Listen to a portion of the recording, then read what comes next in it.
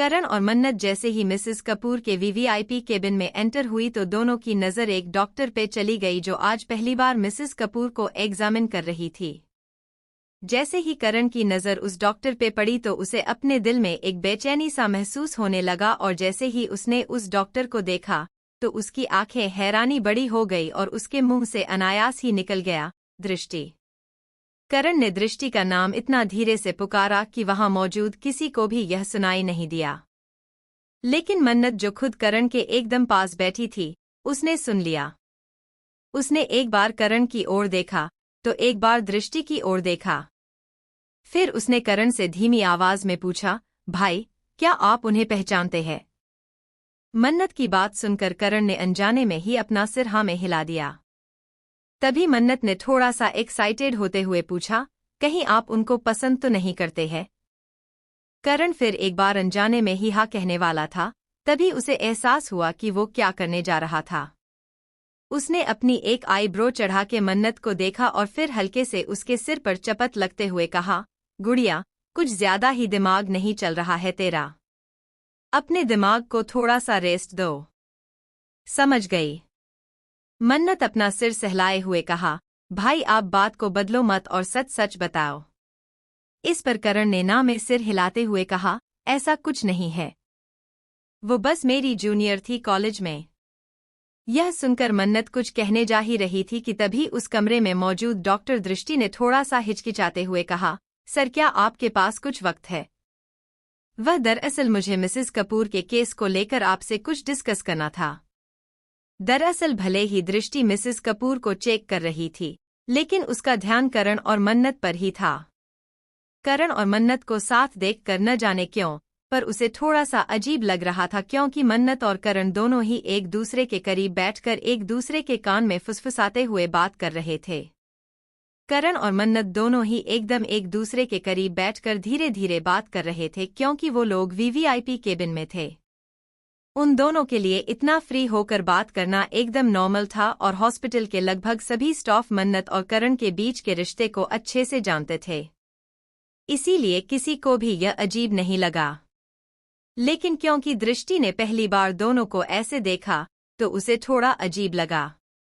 दृष्टि की बात सुनकर करण उसके पास चला गया और उससे बात करने लगा। कुछ देर में ही दोनों की बात खत्म हो गई और बाकी की बातें बाद में करने का कहकर दृष्टि केबिन से बाहर चली गई। मन्नत भी कुछ वक्त तक मिसेस कपूर के साथ रहकर करण को बाय बोलकर और करण को शादी में जाने का कहकर हॉस्पिटल से अपने घर को चली गई। अगले 2 दिन जैसे पलक झपकते ही गुजर गए और अब शादी होने में बस 2 ही दिन रह गए हैं। भले ही अभी सिर्फ कोर्ट मैरिज होनी है, मगर शादी तो शादी ही होती है और हर माता पिता की तरह मन्नत के माता पिता की भी अपनी बेटी की शादी को लेकर कई सारे सपने थे। भले अभी सारे सपने पूरे ना हो, लेकिन कुछ सपनों को तो पूरा किया जा ही सकता है, जैसे कि अपनी बेटी को एक नई नवेली दुल्हन के रूप में देखना। इसी के चलते मन्नत की मां ने शॉपिंग पर जाने का प्रोग्राम बनाया। वही जब से मन्नत की शादी तय हुई है, तब से उसकी और इशिका की ठीक से बात ही नहीं हो पा रही है। इसलिए आज जब शादी के लिए शॉपिंग पर जाने की बात हुई, तो मन्नत ने इशिका को कॉल किया और उससे कहा, हेलो इशू, तू अभी क्या कर रही है? इशिका, कुछ खास नहीं। तू? मन्नत, ग्रेट। तो तू अब जल्दी से रेडी हो जा, क्योंकि हमें कहीं जाना है। इशिका, मगर? मन्नत, अगर मगर को फिलहाल के लिए साइड में रख और जितनी जल्दी हो सके उतनी जल्दी रेडी हो जा, क्योंकि मैं अगले 15 मिनट में तुझे लेने आ रही हूं। इतना कहकर मन्नत ने अपना कॉल कट कर दिया। मन्नत ने गौर किया कि उसकी शादी के बारे में जानने के बाद भी इशिका उतनी एक्साइटेड नहीं है जितना कि उसे होना चाहिए था। लेकिन उसने इस बात पर इतना ध्यान नहीं दिया और अपनी शादी की तैयारियों में बिजी हो गई। आजकल ज्यादातर मन्नत ही इशिका को कॉल करती है। आज भी जब उसने इशिका को शॉपिंग पर जाने की बात कही तो वो कुछ खास एक्साइटेड नहीं दिखी। लेकिन मन्नत ने इस बात पर ज्यादा ध्यान नहीं दिया और बस अपनी बात कहकर कॉल कट कर दिया। मन्नत ने ना तो इशिका को कुछ कहने का मौका दिया और ना ही उसकी बात को सुनना जरूरी समझा। फिर उसने अनिकेत को भी कॉल किया और उसे भी शॉपिंग पर जाने का ऑर्डर दे दिया, जिसे सुनकर ही अनिकेत का मुंह बन गया, क्योंकि वो अच्छे से जानता था कि लड़कियों के साथ शॉपिंग जाने का क्या मतलब होता है। लेकिन अब वो कुछ कर भी नहीं सकता था। जाना तो उसे था ही, उसकी प्यारी दोस्त का ऑर्डर जो था। मन्नत खुद भी दोनों को ऑर्डर देकर शॉपिंग जाने के लिए तैयार होने चली गई। वहीं दूसरी ओर मन्नत का कॉल कट होते ही इशिका ने कुछ पल तो अपने फोन को देखते हुए कहा, अरे मेरी पूरी बात तो सुन लेती कम से कम। यार तू निक्स को ले जाती ना। मेरा कहीं भी जाने का बिल्कुल भी मन नहीं है यार। खुद से इतना कहकर इशिका ने एक गहरी सांस छोड़ी और फिर अपने बेडसाइड ड्रॉअर से कुछ निकलकर देखने लगी। उस चीज को देखते हुए इशिका की आंखें नम हो गई। उसने किसी तरह से खुद को संभाला और फिर खुद को समझाते हुए खुद से कहा, मैं मन का सामना कैसे करूंगी। एक तो मैंने उससे इतनी बड़ी बात छुपाई है और अब तो बताने का वक्त भी नहीं है। मुझे तो उसके सामने जाने में भी झिझक महसूस हो रही है। वो मुझे अच्छी तरह से जानती है। अगर उसे मुझ पर शक हो गया तो? नहीं नहीं, ऐसा नहीं हो सकता। चाहे कुछ भी हो जाए, उसे यह बात पता नहीं चलनी चाहिए। मैं किसी भी हालत में उसे यह बात पता नहीं चलने दूंगी। इशिका, तू यह कर सकती है। तुझे मन के लिए यह करना ही पड़ेगा। इशिका अपनी सोच में इस कदर गुम हो गई कि 15 मिनट कब गुजर गया, उसे इस बात का एहसास ही नहीं हुआ। अचानक ही उसके रूम के दरवाजे पर जोर जोर से नॉक होने लगा और किसी के जोर जोर से चिल्लाने की आवाज आने लगी। इशू तू दरवाजा बंद करके अंदर क्या कर रही है? तू तैयार हुई भी या नहीं? अरे क्या हुआ? तू दरवाजा क्यों नहीं खोल रही है? इशू क्या हुआ तुझे? अरे तू मेरी बात सुन भी रही है या नहीं? इशू, जी हाँ, यह मन्नत थी। अनिकेत अभी तक नहीं आया। लेकिन मन्नत इशिका के घर पहुंच गई, जैसा कि उसने कहा था। जब वो इशिका के घर पहुंची तो उसे पता चला कि इशिका अभी भी अपने रूम में ही है। यह बात उसे थोड़ा सा अजीब लगा और वो इशिका के कमरे में चली गई। लेकिन इशिका के रूम का दरवाजा बंद देखकर उसका शक यकीन में बदल गया कि जरूर इशिका को कुछ हुआ है, और इसी बात से वो थोड़ा सा घबरा गई। इसीलिए वो जोर जोर से इशिका के रूम के दरवाजे पर दस्तक देते हुए उसे पुकारने लगी।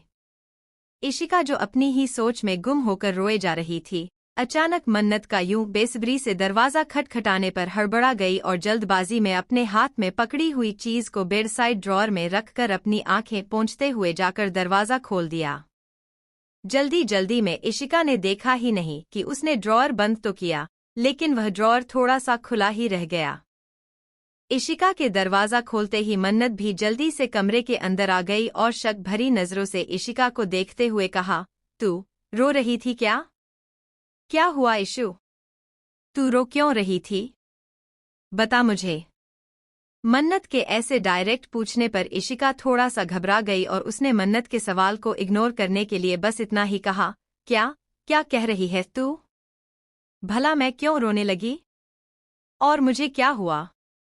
कुछ भी तो नहीं। भला मुझे क्यों कुछ होने लगा? तू क्या पूछ रही है? कुछ भी सोचती है। अच्छा तू बस 2 मिनट वेट कर, मैं अभी तैयार होकर आती हूँ। तब तक तू निक्स को कॉल कर, देख वो कहाँ तक पहुँचा है। इतना कहकर इशिका भागते हुए वॉशरूम में चली गई और वॉशरूम का दरवाजा झट से बंद करके तेज तेज सांसें लेने लगी। उसने अपने दिल पर हाथ रखकर मन ही मन कहा, थैंक गॉड, अभी के लिए तो बच गई। मन ने लगभग मुझे पकड़ ही लिया था। मुझे और ज्यादा सावधान होना पड़ेगा, वरना मन को 2 मिनट भी नहीं लगेगा यह समझने में कि मैं उससे कुछ छिपा रही हूँ। इतना सोचकर उसने 2-3 गहरी सांस छोड़ी और फिर फ्रेश होने लगी। इधर कमरे में मन्नत कुछ देर तक वॉशरूम के बंद दरवाजे को देखती रही।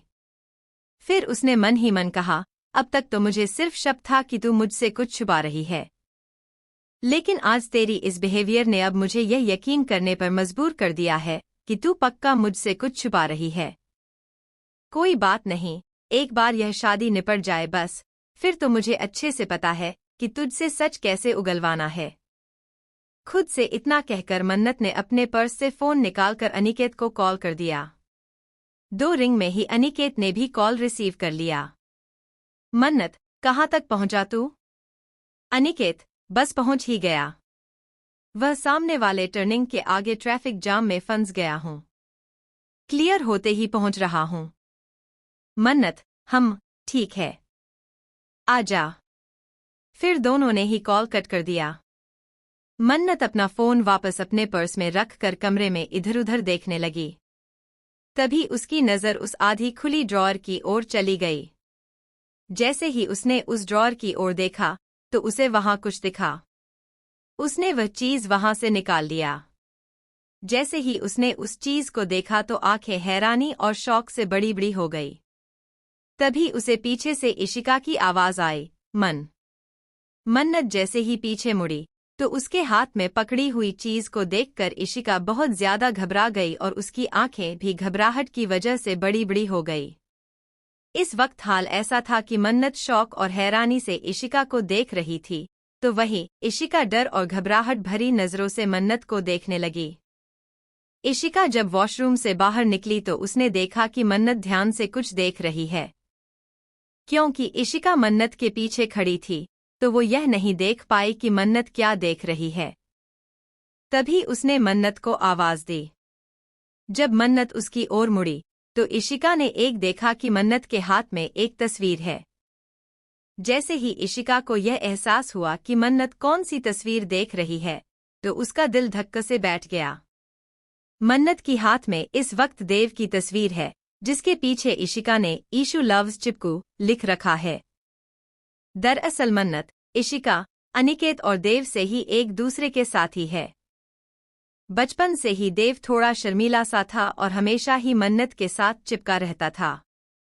इस वजह से इशिका हमेशा ही उससे चिढ़ी हुई रहती थी और उसे चिपकू कहकर बुलाती थी। आज जब मन्नत ने इशिका के ड्रॉअर में देव की तस्वीर और उसके की पीछे लिखावट देखी तो उसके तो जैसे पैरों तले से जमीन ही खिसक गई।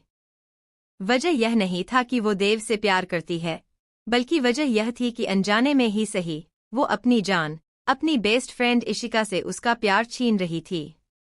इस वक्त तक इशिका के कमरे में एक अजीब खामोशी पसर गई। मन्नत और इशिका एक दूसरे को देखने लगी। जहां मन्नत की आंखों में इस वक्त शौक, हैरानी, दुख, थोड़ी सी नाराजगी, क्योंकि उसकी बेस्ट फ्रेंड, उसकी इशू ने उससे बात छुपाई, और कई सारे सवाल थे, तो वहीं इशिका की आंखों में इस वक्त डर, घबराहट, एक गिल्ट और पछतावा थी। वो ज्यादा देर तक मन्नत की आंखों में देख ना सकी और अपना सिरना में हिलाते हुए बेचैन होकर मन्नत के पास चली गई। उसने मन्नत की हाथों से उस तस्वीर को ले लिया और उसे साइड टेबल में रखकर मन्नत के दोनों हाथों को कस के पकड़ लिया। उसने बड़ी ही बेसब्री से कहा, मन्नत, मेरी बात सुन, तू जैसा सोच रही है ऐसा कुछ नहीं है। तू सुन रही है ना?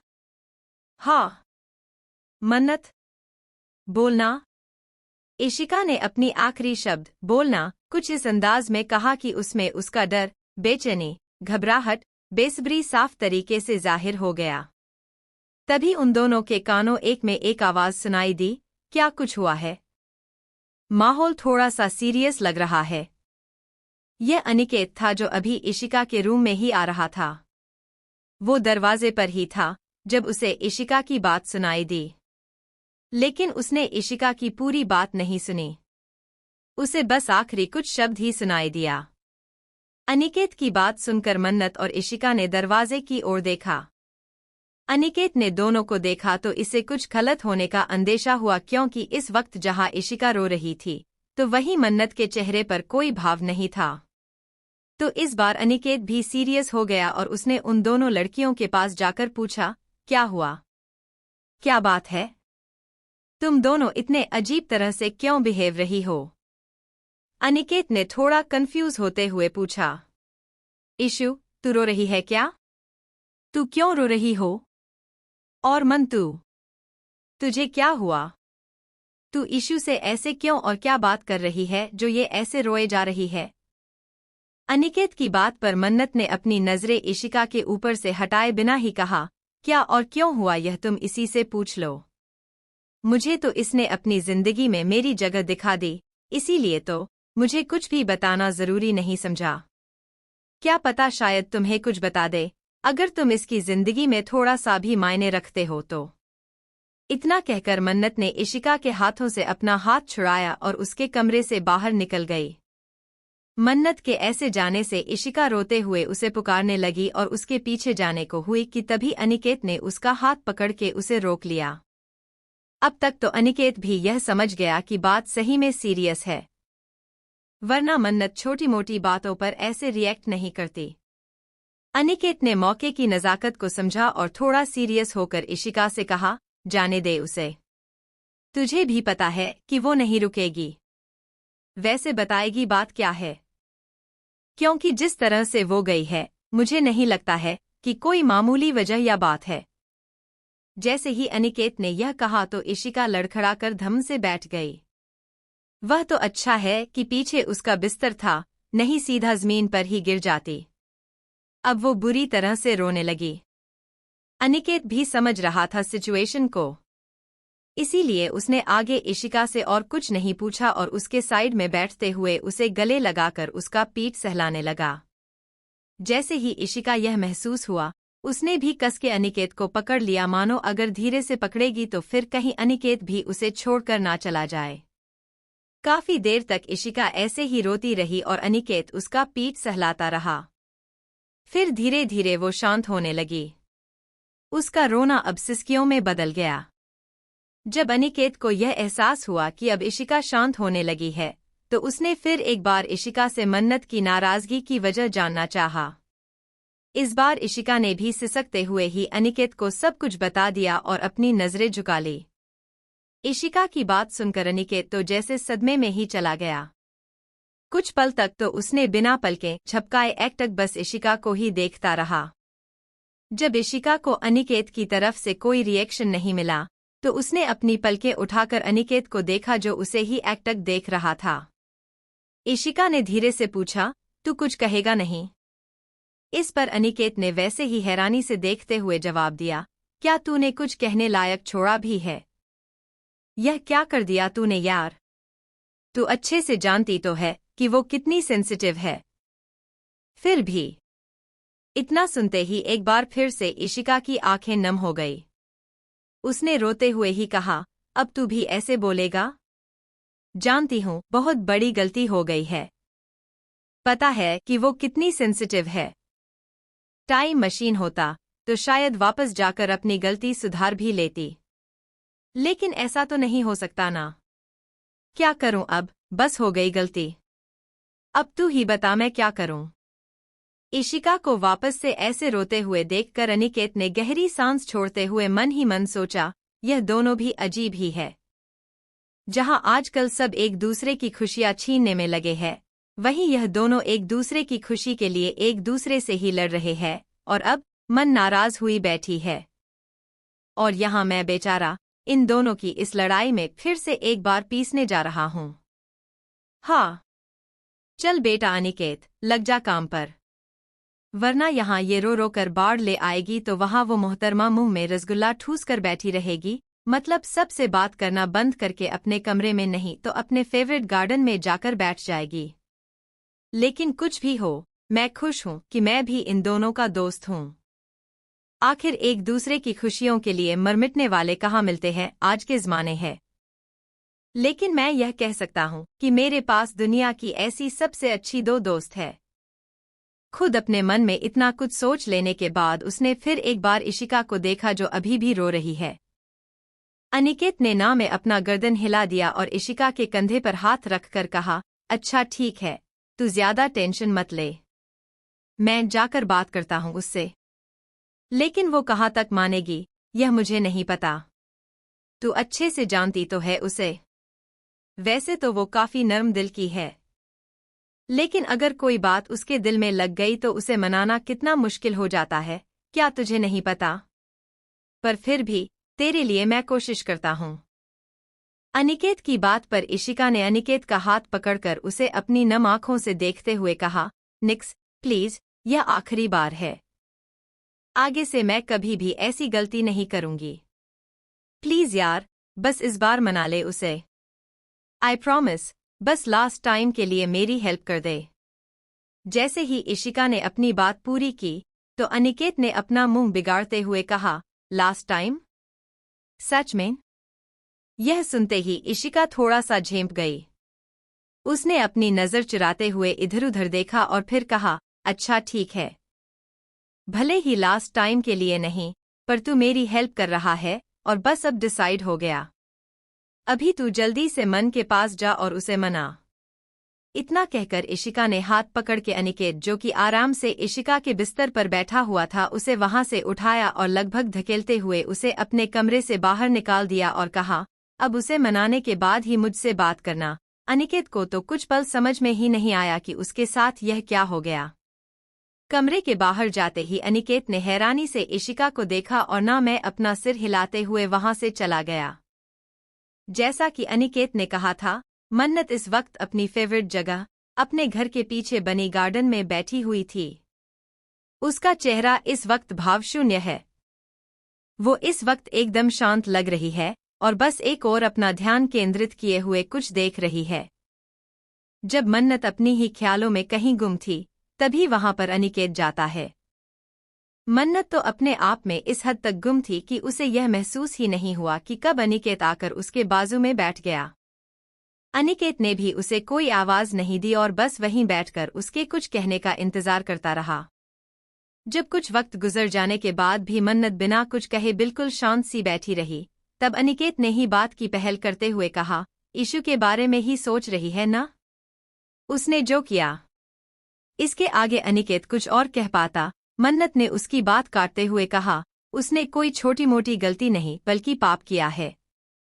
मन्नत की बात सुनकर अनिकेत ने चौंकते हुए कहा, यह तू क्या बोल रही है मन्नत, क्यों? क्या गलत कहा मैंने? बोल। इशू ने एक नहीं बल्कि 3 जिंदगियों के साथ खिलवाड़ करने की कोशिश की है निक्कू। क्या तुझे नहीं पता कि किसी की भी जिंदगी के साथ खिलवाड़ करना कितना बड़ा पाप होता है? तो फिर मैं कहाँ गलत हुई? बोल। अब क्यों कुछ नहीं बोल रहा है? मन्नत की बात सुनकर अनिकेत कुछ नहीं बोल सका। उसे भी एहसास हुआ कि कहीं न कहीं मन्नत का कहना भी सही है। हाँ, यह सच है कि इशिका ने जो भी किया अपने दोस्त की खुशियों के बारे में सोचकर किया। मगर इस बात से भी इनकार नहीं किया जा सकता, अगर मन्नत और देव की शादी होने के बाद इस सच का पता चलता तो सही में तीनों की जिंदगी ही उलझ जाती।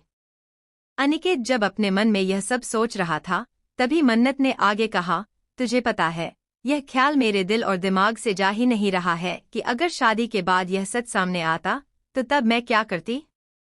यार, मैं तो गिल्ट से ही मर जाती कि मेरी ही वजह से मेरी सबसे अच्छी दोस्त ने अपनी मोहब्बत को कुर्बान कर दिया। दरअसल यहाँ सिर्फ इशू की गलती नहीं है, कहीं न कहीं गलती मेरी भी है।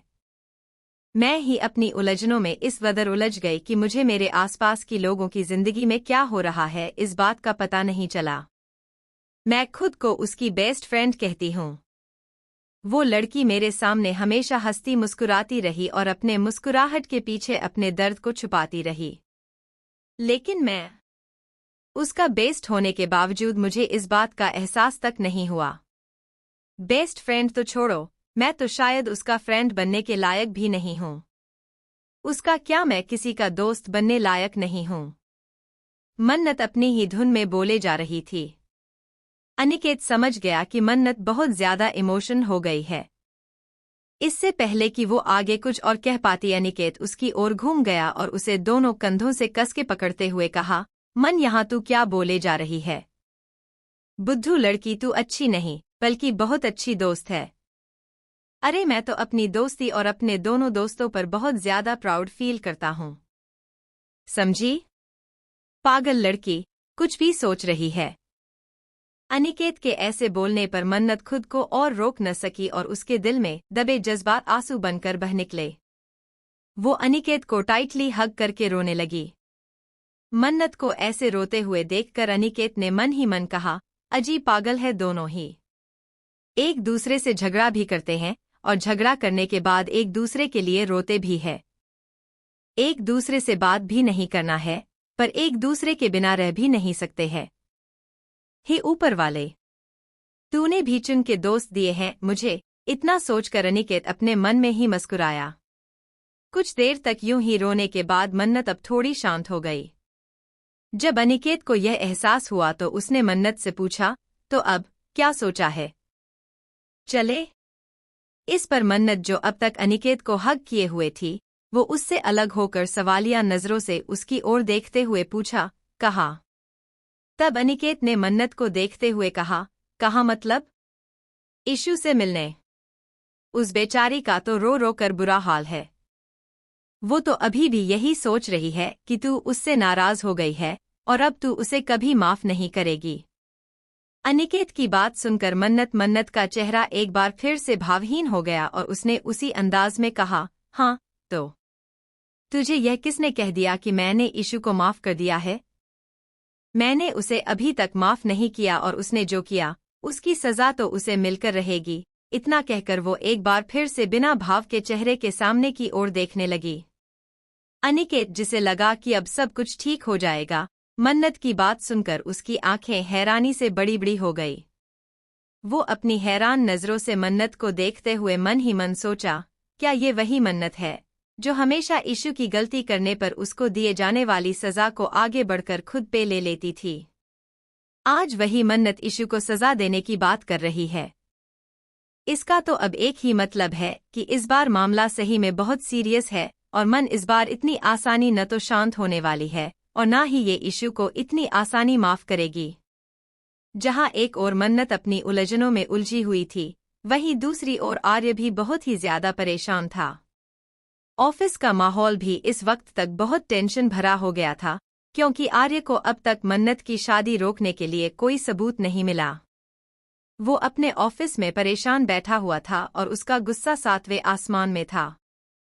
छोटी से छोटी गलती भी आज एम्प्लॉयर्स पर बहुत भारी पड़ रही थी। इस वक्त नवीन और प्रकाश दोनों ही आर्य के केबिन में उसके सामने बैठे हुए हैं। जी हाँ, मंदिर वाली घटना के बाद नवीन और प्रकाश को भी मन्नत के बारे में सब कुछ पता चल गया। सच्चाई जानने के बाद दोनों की ही हालत देखने लायक थी। ऐसा लगा जैसे दोनों ने ही सच में सूरज को पश्चिम से उगते हुए देख लिया हो। फिलहाल दोनों ही अब आर्य को देख रहे थे। आर्य से अब और बर्दाश्त नहीं हुआ। उसने गुस्से में जोर से अपने सामने रखे टेबल पर मार दिया और झल्लाकर कहा, what the bloody hell is this? मैंने क्या सच में गधों की फौज पाल रखा है जो एक मामूली सा सबूत भी नहीं ढूंढ पा रहे हैं? उसकी हालत देखकर नवीन और प्रकाश भी परेशान होने लगे, क्योंकि आर्य सिर्फ अपने परिवार और बहुत करीबी लोगों के अलावा कभी किसी की परवाह नहीं करता है, और अगर यहाँ बात किसी लड़की की है तो वो तो उसे अपने आगे कभी कोई भाव ही नहीं देता। और आज यही आर्य एक लड़की के लिए इस कदर बेचैन हो रहा है। प्रकाश, जो काफी देर से आर्य को ऐसे बेचैन होकर टहलते हुए देख रहा था, उससे अब और बर्दाश्त नहीं हुआ। भले ही अब वो आर्य के लिए काम करता है, पर है तो आर्य का दोस्त ही। बचपन प्रकाश और नवीन आर्य के साथ खेलकूद कर बड़ा हुआ है। आर्य बॉस से पहले उसका दोस्त है, और अपने दोस्त को ऐसे परेशान होता हुआ देखकर प्रकाश अचानक ही बोल पड़ा, अब बस बहुत हुआ। क्यों न हम उस लड़के को ही उठा ले? जब तक शादी का डेट न निकल जाए तब तक हम उसे अपने पास रखेंगे, और जैसे ही शादी का डेट पार हो जाएगा तो हम उस लड़के को छोड़ देंगे। जैसे ही प्रकाश ने यह कहा तो जहां नवीन चौंक गया, वहीं आर्य के होठों पर एक मिस्टीरियस स्माइल बिखर गई, मानो वो भी यही करने का सोच रहा हो। मन्नत की शादी को लेकर आर्य को इतना परेशान होते देख प्रकाश के दिमाग में एक ऊटपटांग सा आइडिया आया और उसने बिना कुछ सोचे समझे झट से कहा, क्यों न हम उस लड़के को उठवा ले? जब तक शादी का डेट न निकल जाए तब तक हम उसे अपने पास रखेंगे, और जैसे ही शादी का डेट पार हो जाएगा तो हम उस लड़के को छोड़ देंगे। इतना कहकर वो अपना भौहें ऊपर नीचे करने लगा, मानो पूछ रहा हो कि कैसा लगा मेरा आइडिया। आर्य, जो अब तक परेशानी में था, अचानक ही उसकी आंखों में एक चमक आ गई और उसके होठों पर एक कुटिल मुस्कान खिल गई। उसने तुरंत कहा, राइट, अब मैं ऐसा ही करूंगा। जब घी सीधी उंगली से ना निकले तो उंगली तो टेढ़ी करना ही पड़ता है। नवीन को अपनी बातों का झटका देकर आर्य अपनी ही किसी सोच में गुम हो गया। वो उस वक्त में चला गया जब उसे पहली बार देव बारे में पता चला था। देव सिंघानिया, त्रिशा सिंघानिया और विवेक सिंघानिया का एक लौता बेटा है। वह लोग ऑस्ट्रेलिया में रहते हैं। मिस्टर एंड मिसेस सिंघानिया जो कि अभी ऑस्ट्रेलिया के निवासी है, वहां उनका अपना खुद का हॉस्पिटल है। वे लोग मेडिकल फील्ड के जाने माने लोग हैं। मेडिकल वर्ल्ड में उन लोगों का एक अलग ही रुतबा है। देव खुद भी एक इंटर्न है और बहुत जल्द वो भी अपने माता पिता की तरह एक डॉक्टर बन जाएगा। देव दिखने में भी काफी हैंडसम है। अगर कैरेक्टर की बात करें तो उस तरफ से भी वो 100% एक अच्छे चरित्र लड़का है। उसकी आज तक कोई गर्लफ्रेंड नहीं है। सुनने में आया है कि वो बचपन से ही किसी को पसंद करता था, इसीलिए वो आज तक किसी रिलेशनशिप में नहीं रहा। वैसे उसके पीछे भी काफी सारी लड़कियां पागल है, लेकिन उसने किसी को एक नजर देखा तक नहीं। आर्य जब देव के बारे में सोच रहा था तो अचानक उसके दिमाग में एक ख्याल आया। उसे यह एहसास हुआ कि जिस देव ने आज तक किसी भी लड़की को एक नजर देखा भी नहीं, उसने अचानक ही मन्नत से शादी के लिए हाँ कर दिया। तो क्या इसका मतलब यह हो सकता है कि मन्नत ही उसके बचपन का प्यार है, और जब देव के घरवालों ने मन्नत के साथ उसका रिश्ता तय किया तो उसने बिना देर किए इस रिश्ते को अपनी मंजूरी दे दिया। यह बात दिमाग में आते ही आर्य का चेहरा काला पड़ गया। उसके चेहरे पर गुस्से के भाव साफ दिखने लगे। गुस्से से उसके माथे की नसें उभर आई। नवीन जो पहले से ही प्रकाश और बाद में आर्य की बात सुनकर लगभग सदमे में चला गया था, जब उसने आर्य की ओर देखा तो उसके तो जैसे होश ही उड़ गए। आर्य को इतने गुस्से में देखकर उसे कुछ गलत होने का अंदेशा होने लगा। वो डेस्परेटली दोनों को ही रोकना चाहता था, लेकिन मुश्किल यह था कि वो आर्य से डायरेक्टली कुछ कह नहीं सकता। भले ही आर्य उसे अपना दोस्त मानता है और वो भी आर्य को अपना दोस्त मानता है, पर फिर भी नवीन ने कभी भी अपना लिमिट क्रॉस नहीं किया। इसीलिए उसने आर्य को सुनाते हुए प्रकाश से कहा, अबे क्या बोल रहा है तू? बोलने से पहले कुछ तो सोच लिया कर। पर नहीं, तुझे तो बस बकवास करना है। अरे तूने जो कहा उसका रिजल्ट कितना बुरा हो सकता है, उसके बारे में कुछ अंदाजा भी है तुझको? बेवकूफ कहीं का। इतना कहकर वो चुप हो गया और कंखियों से आर्य को देखने लगा। आर्य जिसकी माथे की नसें गुस्से से लगभग फटने की कगार पर थी, उसका ध्यान भी अब नवीन की बातों पर चला गया। आर्य जो पहले से ही गुस्सा था, नवीन की बातों ने उसके गुस्से की आग में घी डालने का काम किया।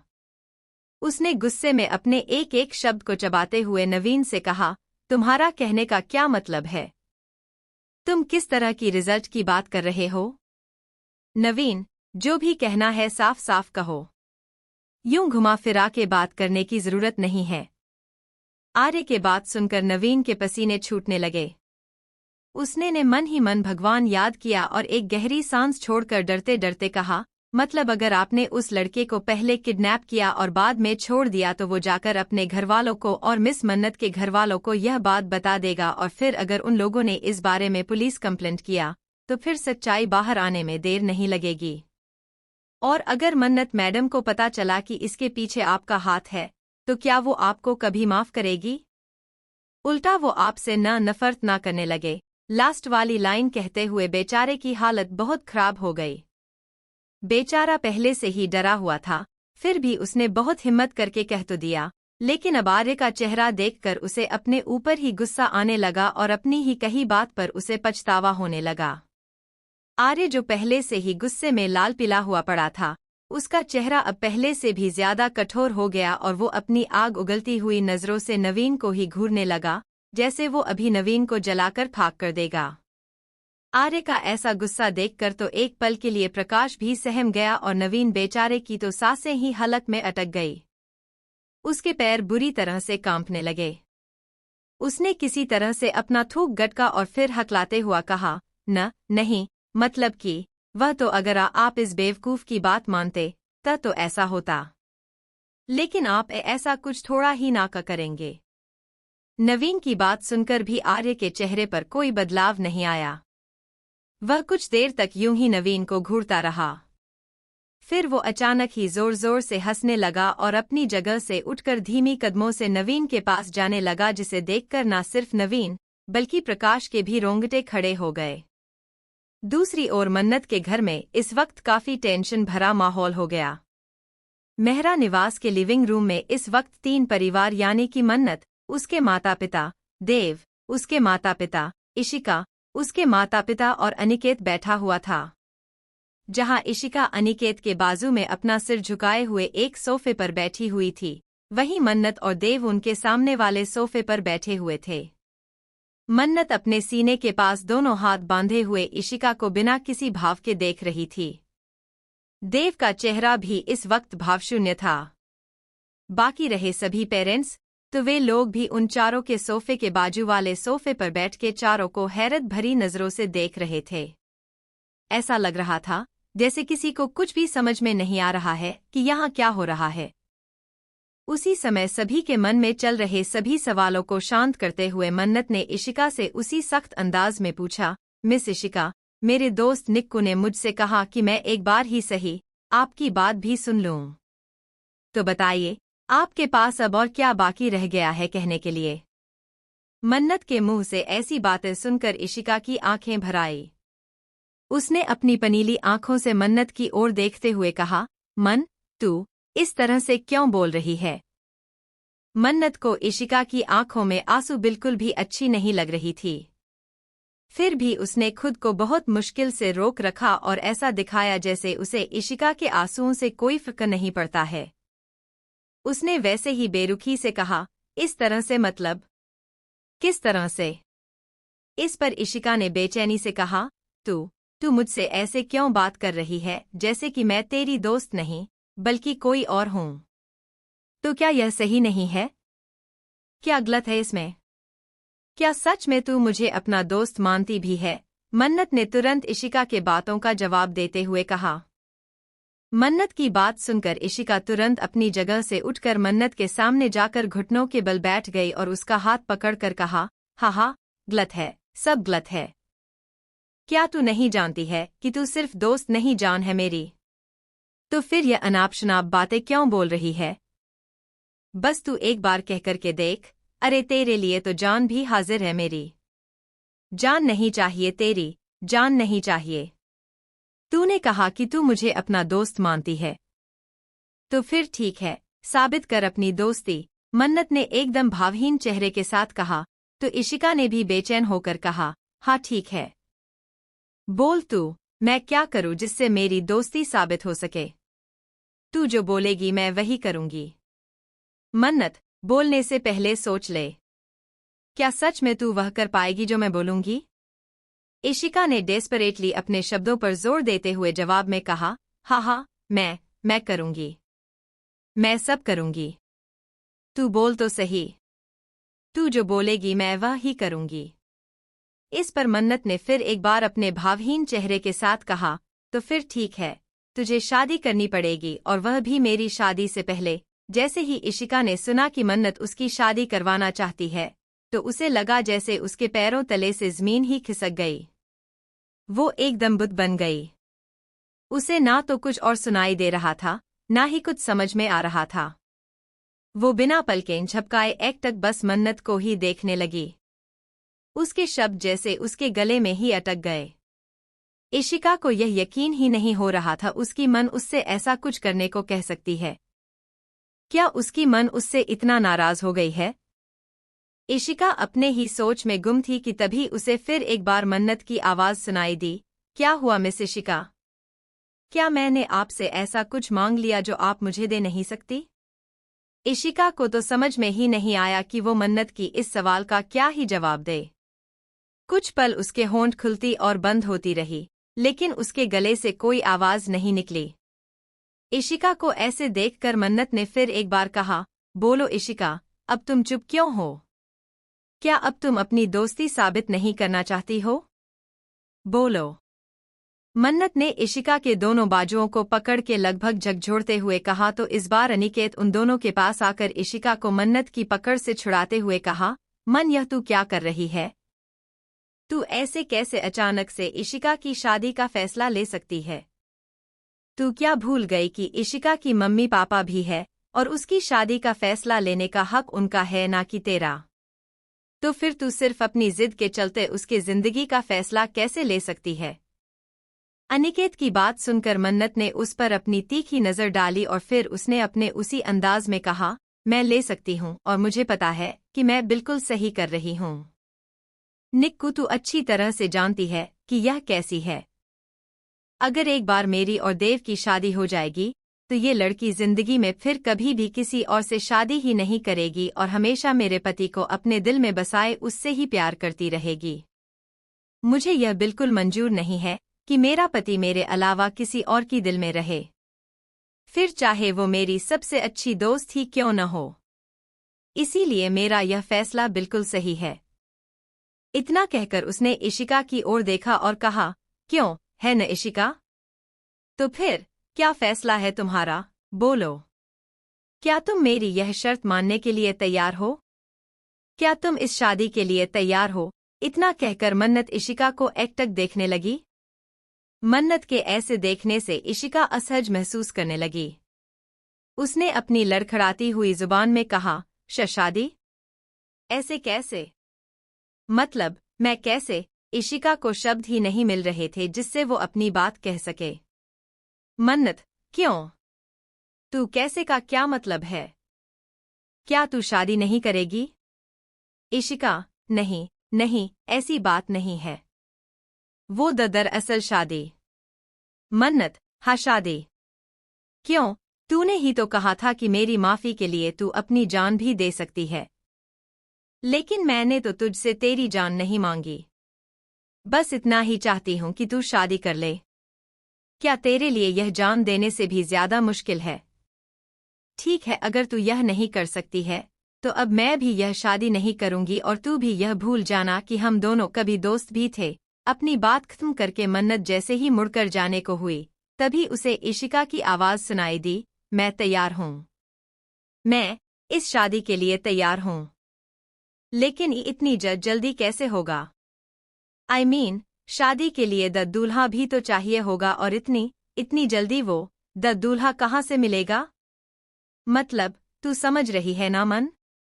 इशिका यह बात अच्छी तरह से जानती थी कि मन्नत चाहे उससे कितना भी नाराज या फिर गुस्सा क्यों ना हो जाए, पर वो किसी को कहीं से भी पकड़कर उसका दूल्हा नहीं बनाएगी। वो उसकी जिंदगी के साथ कभी भी कोई खिलवाड़ नहीं करेगी। इसी उम्मीद से उसने मन्नत के आगे अपनी बात रखी। मन्नत, जिसका पीठ इशिका की ओर था, इशिका की बात सुनकर उसने अपना सिर झुका लिया और उसके होंठों पर एक हल्की से मुस्कान तैर गई। उसने मन में कहा, वेल डन इशू, तू यह बात अच्छी तरह से जानती है कि मैं तेरे साथ कभी कुछ गलत नहीं करूंगी। Thanks for your trust. तेरा विश्वास जीत गया। डोंट वरी, जिसे तेरे लिए चुना गया है वो तेरे लिए बेस्ट है और तुझे भी यह बात बहुत जल्द ही पता चल जाएगा। बस थोड़ा सा और इंतजार कर ले। यह बातें मन आते ही मन्नत का दिल एक गर्माहट से भर गया। उसे अपनी दोस्ती पर गर्व महसूस हुआ, जिस कारण उसके होंठों पर एक हल्की सी मुस्कान तैर गई। लेकिन उसने तुरंत ही अपनी मुस्कान छुपा ली और नॉर्मल चेहरे के साथ एक बार फिर इशिका की ओर मुड़ गई। उसने इशिका को देखते हुए कहा, तूने सही कहा। तेरे लिए मैंने एकदम परफेक्ट लड़का चुना है। बस एक बार तेरी शादी हो जाए, I am more than 100% sure कि तुझे अपना दूल्हा बहुत पसंद आएगा। तुझे मुझ पर भरोसा तो है ना इशू? मन्नत की बात पर अब इशिका एकदम शांत हो गई, मानो जैसे उसने अब मन्नत की बात मान लिया है। दोनों ही इस वक्त एक दूसरे की आंखों में देख रहे थे। सभी खामोशी से दोनों को देखने लगे। तभी इशिका की मां उन दोनों के पास आकर उस खामोशी को तोड़ते हुए मन्नत से कहा, बच्चा, मैं कह रही थी कि क्या एक बार और इस पर सोचा जा सकता है। तभी इशिका ने कुछ ऐसा कहा जिसे सुनकर सभी हैरान हो गए। वहीं दूसरी ओर जब नवीन प्रकाश के जरिए इनडायरेक्टली आर्य को उसकी गलती समझाने की कोशिश कर रहा था, तभी उसे आर्य की आग उगलती हुई नजरों का एहसास हुआ, जिससे वो और प्रकाश दोनों ही सहम गए। लेकिन तभी उन दोनों को चौंकाते हुए आर्य अचानक ही जोर जोर से हंसने लगा। उसे ऐसे हंसता हुआ देखकर तो अब दोनों की ही हालत ढीली हो गई।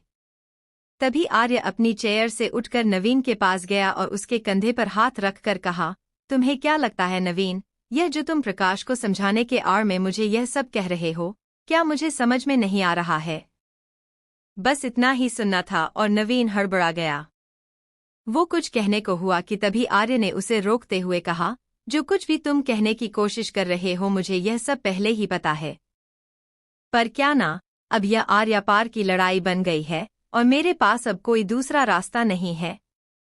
उसे शादी करने से रोकने के लिए मुझे यह करना ही पड़ेगा। लेकिन इससे शादी हमेशा के लिए थोड़ी ही ना टल सकती है।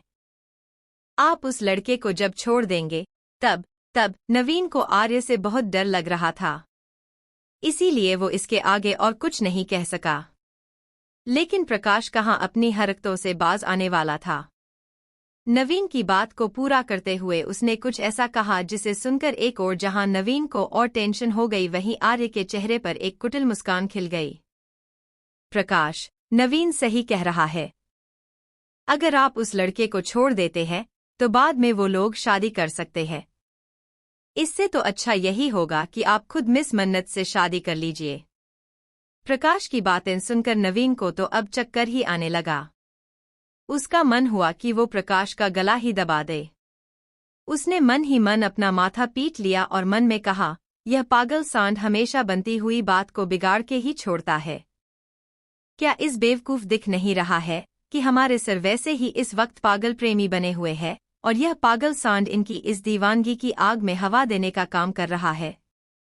जहां नवीन अपने ही सोच में गुम था, वहीं हमारे आर्य बाबू के दिमाग में तो कुछ और ही खिचड़ी पक रही थी। प्रकाश की बातें सुनकर उसके होठों पर एक कुटिल मुस्कान बिखर गई, मानो उसने मन ही मन कुछ तो सोच लिया है। एक और जहां नवीन यह कोशिश कर रहा था कि आर्य प्रकाश की बातों में आकर कुछ गलत ना कर बैठे, वहीं प्रकाश लगातार आर्य को अपनी उलझुल बातों से उकसाए जा रहा था। ऐसा नवीन को लगा, जो शायद कुछ हद तक सही भी था। जब नवीन ने देखा कि आर्य के ऊपर उसकी बातों का कोई असर नहीं हो रहा है, इसके उलट आर्य के होठों पर एक मिस्टीरियस सी स्माइल है और वो अपने केबिन से बाहर कहीं जा रहा है, तो वो घबरा गया। उसे लगा कि आर्य कहीं प्रकाश की बातों में आकर सच में कुछ उल्टा सीधा तो नहीं करने जा रहा है। इसी सोच ने उस बेचारे को डरा दिया और घबराहट के मारे उसने आर्य को रोकने के लिए बिना सोचे समझे अचानक ही कहा, सर अगर आपने ऐसा वैसा कुछ किया तो शायद मिस मन्नत आपसे नफरत करने लगेगी और अगर एक बार किसी के दिल में नफरत आ जाए तो वो शायद ही कभी आपके प्यार को देख और समझ सकेगी। नवीन ने आर्य के बढ़ते कदमों को रोकने के लिए कुछ भी सोचे बिना मन में जो आया सब कुछ एक ही सांस में कह दिया। नवीन ने अपनी बात कह तो दिया, लेकिन आर्य के रुकते ही उसे अब जाकर एहसास हुआ कि उसने हड़बड़ी में क्या कह दिया। अब उसे खुद के लिए ही सॉरी फील होने लगा। उसने मन ही मन सारे देवी देवताओं को याद करने लगा और अपनी जान की सलामती मांगने लगा।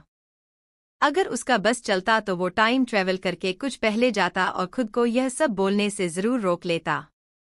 पर वह कहावत है न, अब पछतावे होत क्या जब चिड़िया चुग गई खेत। वो बेचारा लाचारी से प्रकाश को देखने लगा और प्रकाश उसे बिना भाव के देखने लगा, जैसे उसे इन सब से कुछ लेना देना ही नहीं है।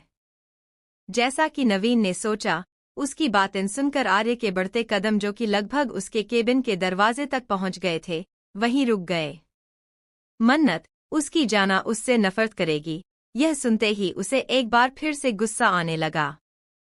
कुछ देर तक उसी जगह पर खामोशी से खड़ा रहकर वो अपने गुस्से को शांत करने की बेकार कोशिश करता रहा। लेकिन जब वो अपने गुस्से को शांत करने में नाकामयाब रहा तो उसने पास ही के दीवार में एक जोरदार मुक्का जड़ दिया। मुक्के की आवाज से दोनों नवीन और प्रकाश जो एक दूसरे को देख रहे थे, चौंक कर आर्य की ओर देखा। आर्य को ऐसे देखकर दोनों ही बाकी सब भूल आर्य के पास भाग कर गया। आर्य का गुस्सा और बेचैनी को दोनों ही महसूस कर पा रहे थे। नवीन से आर्य की परेशानी देखा नहीं गया, तो उसने डरते हुए ही फिर एक बार कहा, सर आप अभी से इतना परेशान मत होइए। दुनिया तो पल भर बदल जाती है और हमारे पास तो अभी भी पूरा एक दिन है। हम कुछ न कुछ जरूर करेंगे। और अगर कुछ ना कर सके तो क्या मैं अपनी ही मोहब्बत को चुपचाप किसी और का होते हुए देखूं? आर्य का चेहरा अभी भी दरवाजे की ओर था। इसलिए प्रकाश और नवीन दोनों में से किसी ने भी आर्य के चेहरे का भाव नहीं देखा। आर्य जो पहले से ही बेचैन था, मन्नत की शादी के बारे में सोचते ही उसे और ज्यादा गुस्सा आ गया और उसने फिर एक बार जोर से सामने दीवार पे अपना मुक्का जड़ दिया। इस बार प्रकाश झट से आगे आकर आर्य का हाथ पकड़ लिया और चिंता जताते हुए थोड़ा तेज आवाज में कहा, आप यह क्या कर रहे हैं? ऐसे तो आप खुद को ही चोट पहुंचा रहे हैं। खुद को चोट देकर क्या होगा? प्रकाश आर्य को ऐसे तड़पता हुआ नहीं देख पा रहा था। उसे अब आर्य की चिंता होने लगी।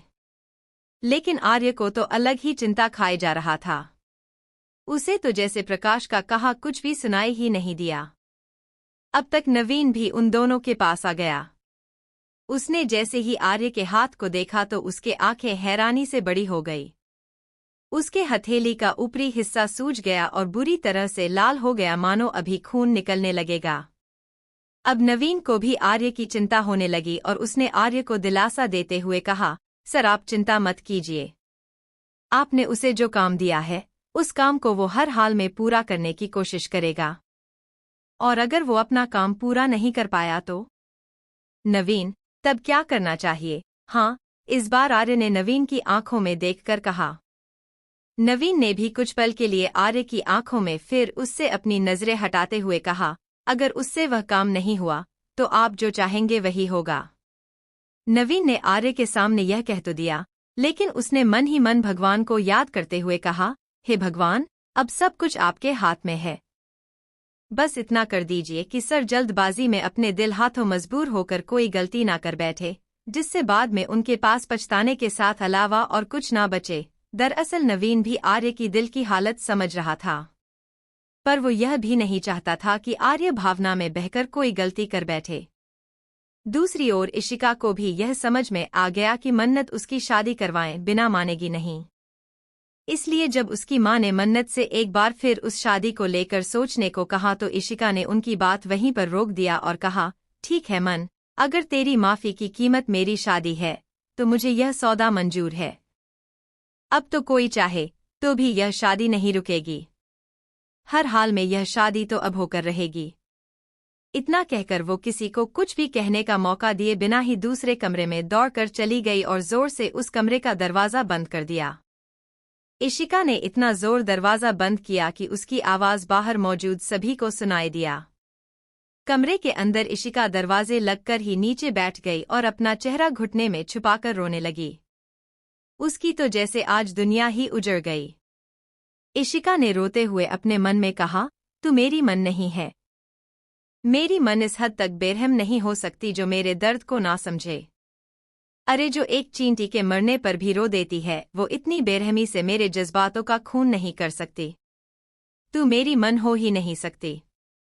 इसके लिए मैं तुझे कभी माफ नहीं करूंगी मन, कभी नहीं। अपने मन में यह सब कहते हुआ इशिका फूट फूट कर रोने लगी। मन्नत अभी भी उस कमरे के बंद दरवाजे को ही देख रही थी जिसमें इशिका है।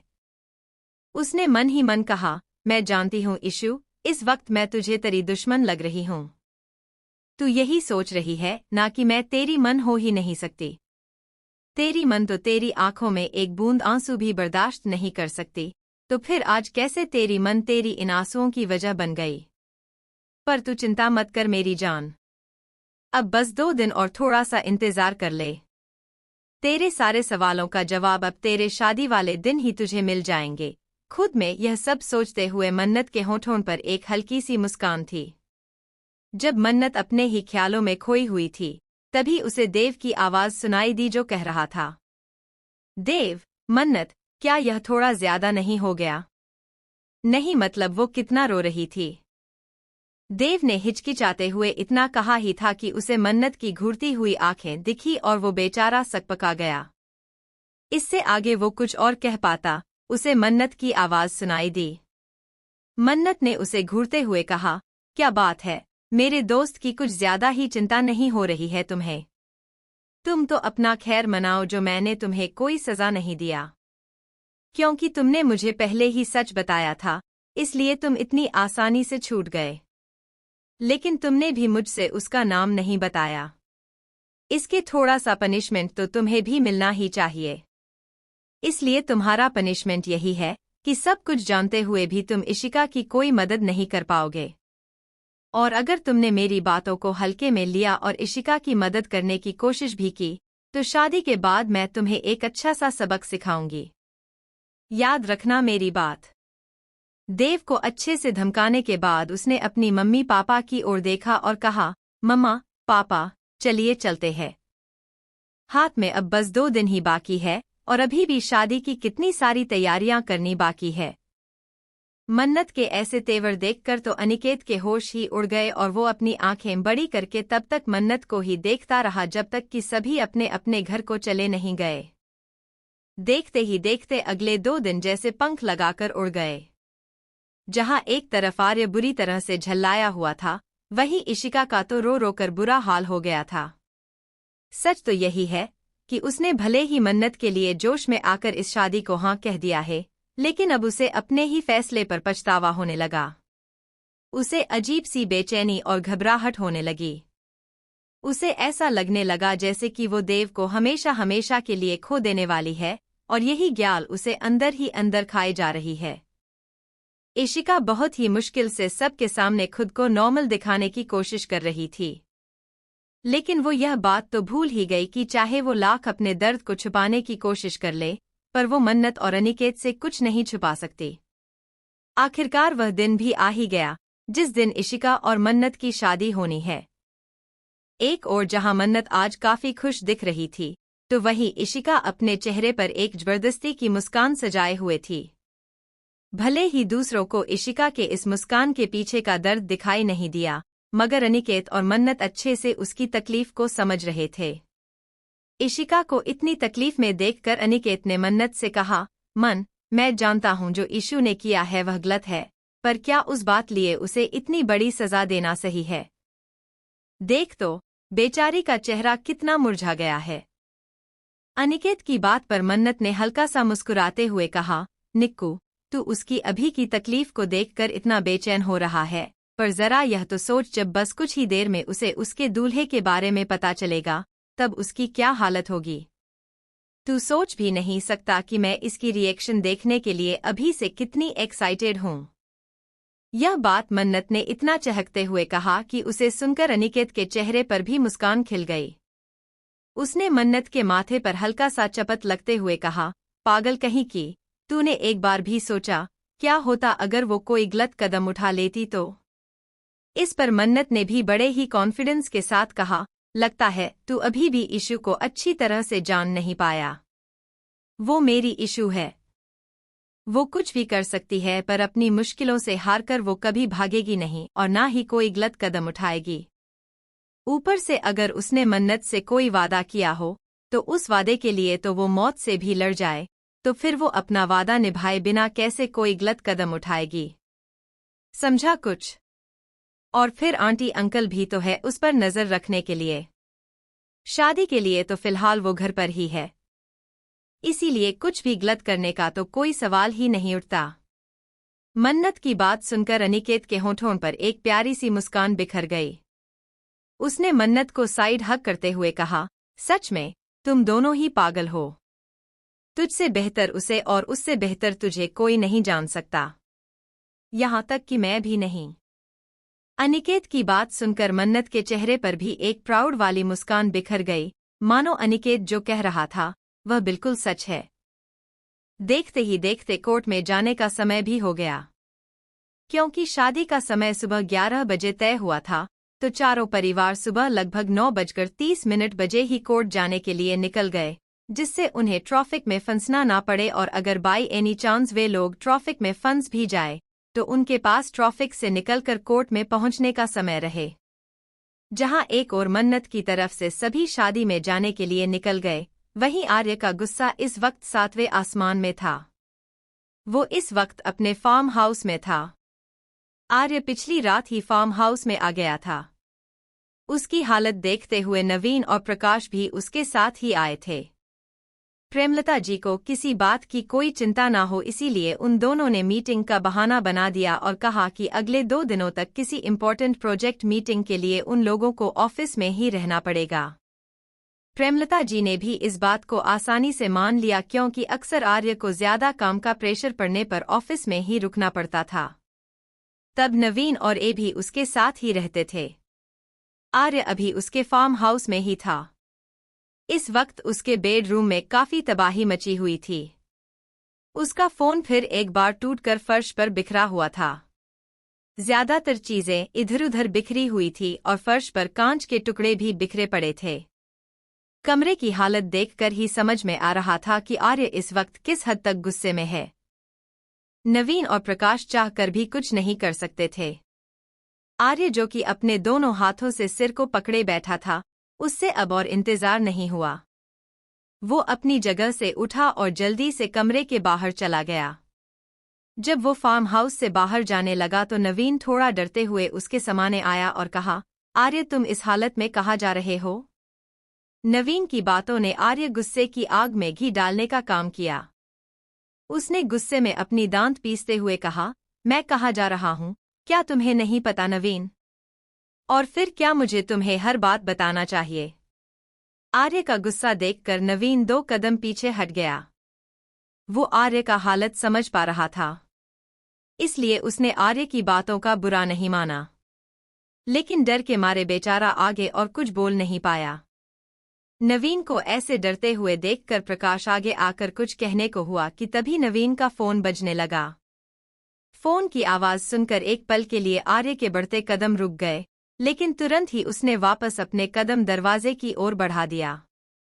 तभी नवीन ने भी अपना कॉल रिसीव किया।